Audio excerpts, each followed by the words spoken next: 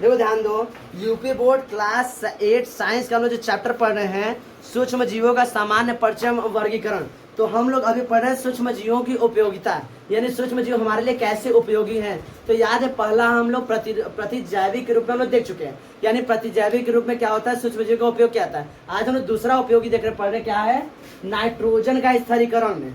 तो नाइट्रोजन का स्थिरीकरण में क्या होता है, सूक्ष्म जीवों का उपयोग किया जाता है। पहले हमने देख लेते कैसे उपयोग किया जाता है, बाद में समझेंगे नाइट्रोजन का स्थिरीकरण कैसे किया जाता है।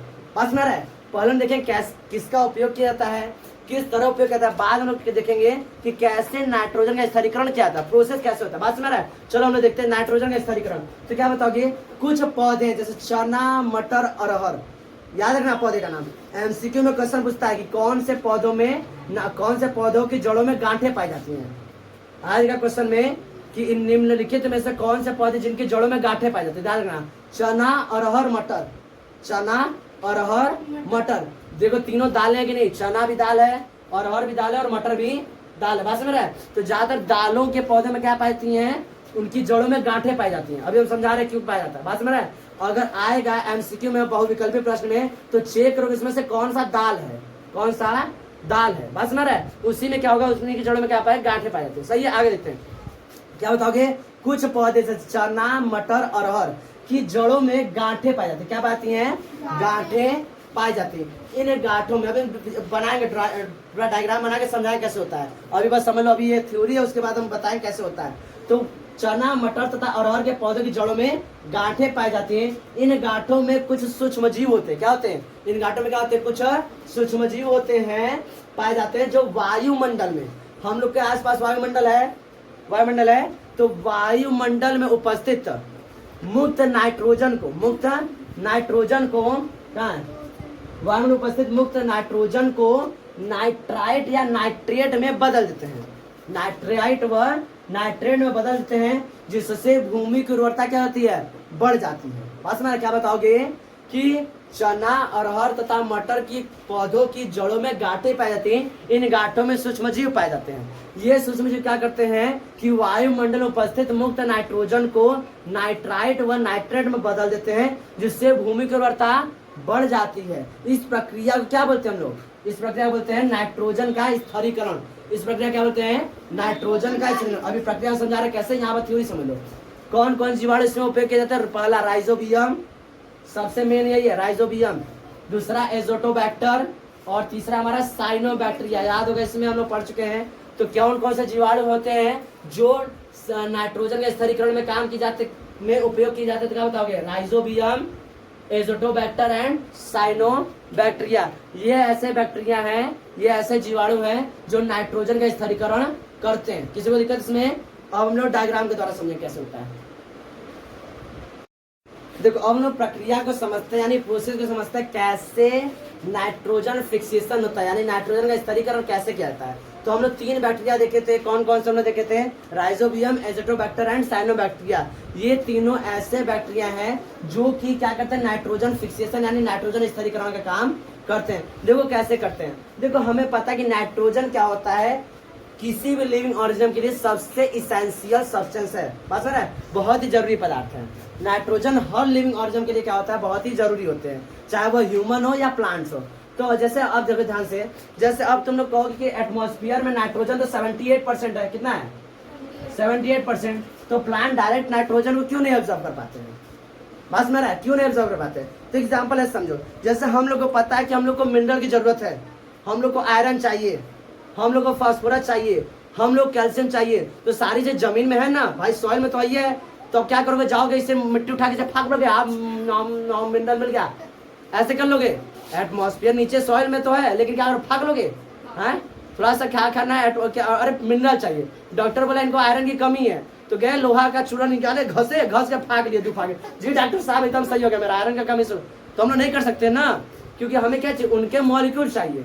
तो इसी तरह एटमॉस्फेयर में 78% नाइट्रोजन है, लेकिन प्लांट्स क्या करते हैं, उसको डायरेक्टली ऑब्जॉर्व नहीं कर पाते हैं, भाई उनके अंदर फीचर नहीं है। जैसे हमारे अंदर फ्यूचर नहीं, हम लोग मिनरल को इकट्ठे लेके कैसे, अच्छा ऑक्सीजन तो हम लोग चलो खींच ले रहे हैं, बना फिल्टर शर्ट से गया ऑक्सीजन अंदर, लेकिन हम लोग सभी मिनरल को तो नहीं ना ऑब्जर्व कर पाते हैं। सोना चांदी च्यवनप्राश चाहिए, तो गया सोना चांदी, अच्छा क्या हुआ, सोनार के पास गया, लब से सोना उठाया, हो गया काम, नहीं कर सकते हम लोग। ऐसा हम लोग के अंदर फीचर नहीं है। क्या पता गले में अटक गया, क्या अटक गया, सोना अटक गया, मर गए, तो इस तरह नहीं कर सकते। इसी तरह प्लांट में भी फीचर नहीं होते। तो प्लांट क्या करते हैं, तो कुछ ऐसे प्लांट जिसके बोलते हैं लेगुमिनस प्लांट। लेगुमिनस प्लांट कौन कौन से हैं, तो क्या होते हैं, जो चना हो गया, अरहर हो गया, मटर हो गया, इनके जो रूट्स होते हैं यानी जड़े होते हैं, इनके जड़ों में क्या पाए जाते हैं, ऐसे ऐसे गांठे पाए जाते हैं। बात समझ रहा है। इनमें क्या होते हैं, स्मॉल माइक्रो ऑर्गेनिज्म होते हैं, छोटे छोटे माइक्रो ऑर्गेनिज्म होते हैं, जो क्या क्या हो सकते हैं, या तो वो एजोटोबैक्टर हो सकते हैं, राइजोबियम हो सकते हैं, या तो साइनोबैक्टीरिया। ये क्या काम करते हैं कि एटमॉस्फेरिक नाइट्रोजन, यानी जो वायुमंडल में नाइट्रोजन उपस्थित है उसको एब्जॉर्ब करते हैं। उसको क्या कर लेते हैं, एब्जॉर्ब कर लेते हैं। एब्जॉर्ब करके यहाँ पर क्या होता है, हमें पता है ना, सॉइल में नीचे क्या होता है, वाटर है, वाटर है, वाटर से नाइट्रोजन को क्या कराते हैं, ऊपर से एटमॉस्फेयर से नाइट्रोजन को एब्जॉर्ब कर लिए, और नीचे से क्या लिया, हाइड्रोजन, और क्या बनाते हैं, नाइट्राइट या नाइट्रेट सब्स्टेंस बना, क्या बनाते हैं, नाइट्राइट या नाइट्रेट कंपाउंड में कन्वर्ट करते हैं, यानी कि नाइट्रोजिनियस कंपाउंड बनाते हैं, नाइट्रोजिनियस कंपाउंड बना लेंगे। अब ये क्या होगा, वाटर में डिजोल्व हो जाएगा, नाइट्रोजन क्या हो जाएगा, वाटर में डिजोल्व हो जाएगा। और वाटर में डिजोल्व हो जाएगा तो प्लांट्स के पास यह फीचर है कि वो वाटर को एब्जॉर्ब कर सकता है। अब वाटर में क्या एब्जॉर्ब है, पहले से नाइट्रोजन मिक्स है। अब इन नाइट्रोजन क्या होगा, वाटर के हेल्प से कहां चला जाएगा, प्लांट्स में। अब प्लांट्स क्या करेगा, नाइट्रोजन को एब्जॉर्ब कर लेगा और उससे अपना क्या बनेगा, प्रोटीन बना लेगा, अमीनो एसिड से क्या बना लेगा, प्रोटीन। इस तरह से नाइट्रोजन क्या कहता है, फिक्स किया जाता है, किसमें, प्लांट्स के द्वारा। किसके द्वारा, प्लांट्स के द्वारा। कौन हेल्प करता है, कौन से माइक्रो ऑर्गेनिज्म, तो क्या बताओगे, राइजोबियम, एजोटोबैक्टर एंड साइनोबैक्टीरिया।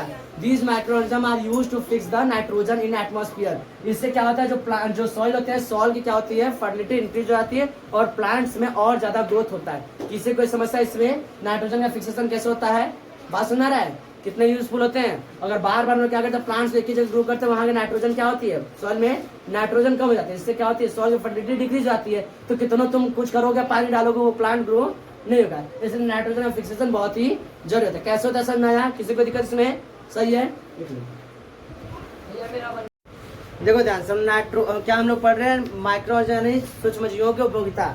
उसमें लोग पहला पढ़ चुके प्रतिजैविक रूप में, दूसरा नाइट्रोजन का स्थिरीकरण पढ़ चुके हैं, तीसरा हम लोग पढ़ने जा रहे हैं सूक्ष्म जीवों द्वारा कार्बनिक पदार्थों के क्या करने में, अपघटन करने में। देखो हम लोग देखते हैं कि इस समय गर्मी का मौसम है, तो सुबह हम लोग कोई भोजन बना, जैसे दाल बना दिए हैं या कोई भी सब्जी बना दिए, तो शाम होते होते दाल में से अजीबो गरीब खुशबू आने लगता है, नहीं, खट्टा खट्टा लगने लगता है, खाओ तो ऐसा लगता है अंदर का भी बाहर आ जाएगा, नहीं मेरे भाई, तो इसको सड़ जाता है, क्या हो जाता है, इसको हिंदी में बोलते हैं बासी हो गया है, नहीं, तो वो मतलब कि खराब हो जाता है, मतलब क्या हो गया है, खराब हो गया। तो कितना नुकसानदेह होता है, तो वो किसकी वजह से होता है, सूक्ष्म जीवों की वजह से। किसकी वजह से आता है, सूक्ष्म जीवों के। कल्पना करो, अब सोचो कि कहीं पर कुत्ता मर गया है या बिल्ली मर गई है, तो देखो कि वहां से बड़ी खतरनाक बदबू आने लगता है। वो बदबू लगातार रहता, अगर वो अपघटित नहीं होता तो, यानी नष्ट नहीं होता, उसी तरह चूहा मर जाएगा यहीं पे पड़ा रहेगा और कितना भयंकर बदबू आता है, तो पूरा घर महक जाता है। तो अगर वो नष्ट नहीं होते तो लगातार उसी तरह पढ़ते रहते, उस तरह महकता रहता। हम लोग कैसे पढ़ते, हमेशा उस तरह रहता।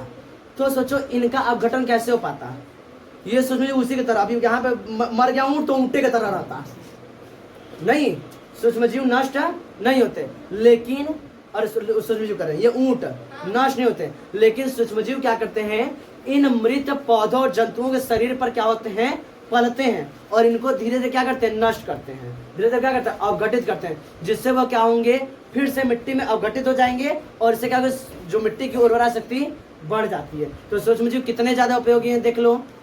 देखो अभी तो हमारा दाल खराब हो गया था, बड़ी हम लोग पूछ रहे थे कहाँ से आ गया सूक्ष्म जीव, कहाँ से आ गया है, सब्जी खराब है, कहाँ से आ गया सूक्ष्म जीव। लेकिन सोचो कितने उपयोगी हैं। अभी ऊँट मरा था, उसको अपघटित कौन कर दिया है, सूक्ष्म जीव। तो सूक्ष्म जीव हमारे क्या है, बहुत ही उपयोगी है। बात समझ रहा है। तो क्या बताओगे कि कुछ सूक्ष्म जीव पौधे एवं जंतुओं के मृत शरीर पर पलते हैं, वे यहाँ जटिल कार्बनिक यौगिक को, जटिल कार्बनिक यौगिक को सरल अकार्बनिक यौगिक में बदलते हैं, अकार्बनिक पदार्थों में अपघटित करते हैं। इससे पौधे एवं जंतुओं का मृत शरीर सड़ जाता है और सड़ के नष्ट हो जाता है, सड़कर नष्ट हो जाता है। बस इससे हम क्या करते हैं, यह भी सूक्ष्म जीव क्या है, एक उपयोगिता है। बस में यह भी सूक्ष्म जीव क्या है, एक उपयोगिता। पसंद आया कि जटिल कार्बनिक यौगिक कैसे वो अपघटित करते हैं। बस मेरा अब आगे भोजन के रूप में हम लोग देखें कि सूक्ष्म जीवों का उपयोग भोजन के रूप में भी उपयोग किया जाता है। सूक्ष्म जीवों को हम लोग भोजन के रूप में भी उपयोग करते हैं। अभी हम लोग को बीमार करा था, अब लोग उसको खाने लगे नहीं, लेकिन सब माइक्रोऑर्गेनिज्म नहीं। ठीक है, हम बता दें कि सूक्ष्म जीव खाते ही नहीं कि गली गली घूम के लगे सूक्ष्म जीव खाने, यहाँ पे सूक्ष्म जीव इसको भी खा लो, ऐसा नहीं, सब सूक्ष्म जीव नहीं खाना है, कुछ कुछ सूक्ष्म जीव खाना है। तो सूक्ष्म जीव का उपयोग हम लोग भोजन के रूप में भी करते हैं। कौन कौन से? मशरूम हो गया, मशरूम देखियो ना, कहीं पर लकड़ियां सड़ जाती है तो वहां से छाते नुमा से निकल जाता है, तो उसका उपयोग करते हैं हम लोग। मशरूम, उसका खेती होता है, गंदे गंदे शब्द नहीं, ठीक है। तो मशरूम का उपयोग करते हैं हम लोग खाने के रूप में। यीस्ट का उपयोग करते हैं, लैक्टोबैसिलस का उपयोग करते हैं, दही, दही में क्या होता है? जीवाणु होता है लैक्टोबैसिलस, उसका उपयोग करते हैं, खाने के रूप में करते हैं। तो खाने में क्या होता है? सूक्ष्म जीव का उपयोग किया जाता है। किसी को दिक्कत इसमें? आगे बढ़े। उद्योग धंधों में, उद्योग धंधे यानी जो इंडस्ट्रियल है, इंडस्ट्री में भी क्या किया जाता है? सूक्ष्म जीव का उपयोग किया जाता है। जैसे हम लोग जाते इडली खाने जाते हैं, जी तो हमारा बड़ी तेज निकलता है, रोड पर पहुंच जाते इडली खाने के लिए। वो इडली वाला क्या करता है? रात भर बैटर तैयार कर, रात को बैटर तैयार करेगा, बैटर तैयार करके रख देगा ढक के, उसमें जरा सा क्या नहीं मिला देगा?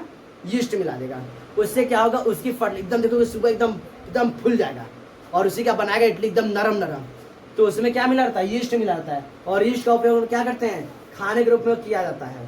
तो यीस्ट का उपयोग क्या करते हैं? उद्योग धंधों में। इडली क्या उद्योग धंधा है ना, तो उद्योग धंधे में किसका उपयोग करता है? यीस्ट का उपयोग क्या करके क्या बनाते हैं? डबल रोटी, ब्रेड व्रेड बनाते हैं। तो सब इंडस्ट्री में भी क्या होता है? सूक्ष्म जीवों का उपयोग किया जाता है। अगला, जीवाणु का उपयोग दुग्ध उत्पादन में कहता है। दुग्ध उत्पादन में क्या करते हैं? दुग्ध उद्योग में, दुग्ध उद्योग में क्या करते हैं? जीवाणु का उपयोग करते हैं। जैसे दूध से क्या बनाना? दही, दूध से क्या बनाना है?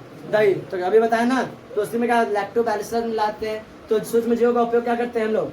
दुग्ध उद्योग में भी किया जाता है। नेक्स्ट हमारा सिरका उद्योग। सिरका क्या करता है? सिरका भी क्या होता है? सूक्ष्म जीवों के द्वारा ही बनाए जाने वाले प्रोडक्ट है।